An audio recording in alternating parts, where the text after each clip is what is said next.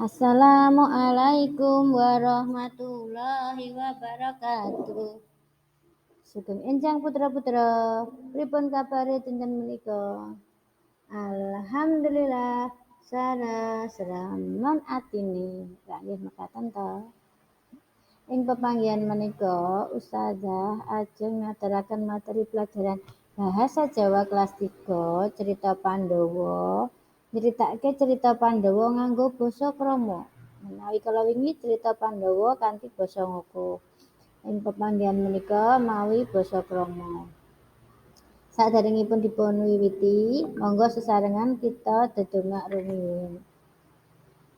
Donga ajeng sinau Rabbi zidni ilma warzuqni fahma. Alhamdulillah. Wonten ing basa Jawa niku kita ngginakaken basa krama kaliyan basa ngoko. Basa krama niku dipun ginakaken kangge bocah marang wong tuwa, marang wong sepuh. Bawahan pada atasan. Berarti anak-anak kuwi menawa matur karo simbah, pakde, bapak, ibu, bude niku mawi basa krama. Nanging bocah marang bocah, kamu kalau ngobrol sama temanmu itu boleh pakai basa ngoko. Nah, wonten ing cerita Pandhawa kala wingi. Nah, nyritake cerita Pandhawa nganggo basa krama. Kala wingi sampun Pandhawa kuwi apa to? Bocah anak lanang 5. Putrane Prabu Pandu. Bocah 5 lanang kabeh. Kuwi jenenge Pandhawa. Wonten ing buku Wursita Basa 3 halaman 6 saged dibuka. Wonten niku wonten tulisan anake Prabu Pandu Dewanata iku ana 5 lanang kabeh. Nah, niku basa ngoko. Menawa diowahi dadi basa krama, dadi anake itu jadi putranipun. Putranipun Prabu Pandu Dewanata.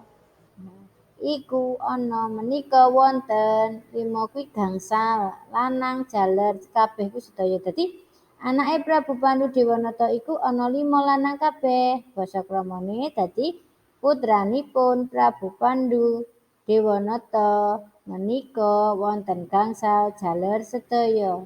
Nomor setunggal niku. Nomor kalih. Anak 5 anake Prabu Pandu kuwi diarani Pandhawa.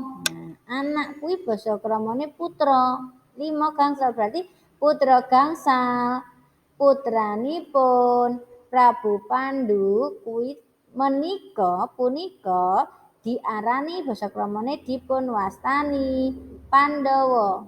Jadi anak 5 anake Prabu Pandu kuwi diarani Pandhawa. Basa kramane putra gangsal putranipun Prabu Pandu menika dipun wastani Pandhawa.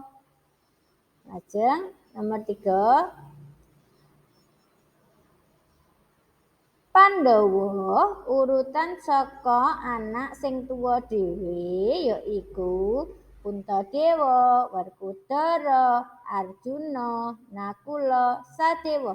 Menawa diowahi dadi basa krama, diowahi siji kramane. Ngoko dadi krama Pandhawa urutan saka dadi saking. Pandhawa urutan saking putra ingkang sepuh piyambak, sepuh itu tuwa. Inggih menika Puntadewa, Werkudara, Arjuna, Nakula, Sadewa. Untuk nama-nama itu meskipun dirubah jadi basa krama, itu tetap ditulis nama aslinya. Nah, ada beberapa kata yang bisa dirubah menjadi basa krama. Urutan tetap urutan, saka kuwi dadi saking. Anak kuwi putra berarti Pandhawa urutan saking putra ingkang sepuh piyambak inggih menika Puntadewa, Werkudara, Arjuna, Nakula, Sadewa. Nomor sekawan. Nakula lan Sadewa kuwi anak kang lair kembar.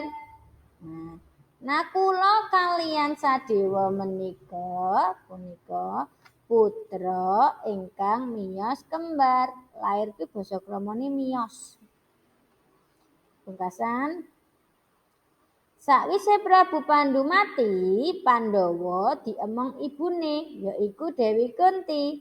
Basa kramane sasampunipun Prabu Pandhu seda, Pandhawa dipun emong ibunipun inggih menika Dewi Kunti.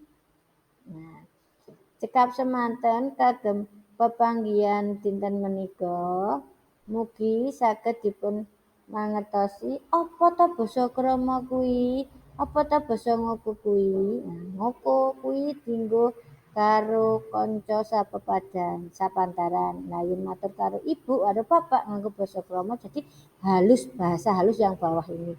Kalau yang atas ini bisa dipakai untuk ngobrol dengan teman sepantaran. Oke. Cekap semanten ingkang saged Ustadzah aturaken ing pepanggihan menika mugi santri-santri tetep jaga kesarasanipun, tetep matuhi protokol kesehatan, aja nganti lali wijik utawa wisuh nganggo banyu lan sabun. Ustadzah pungkasi, wassalamualaikum warahmatullahi wabarakatuh. Matur nuwun.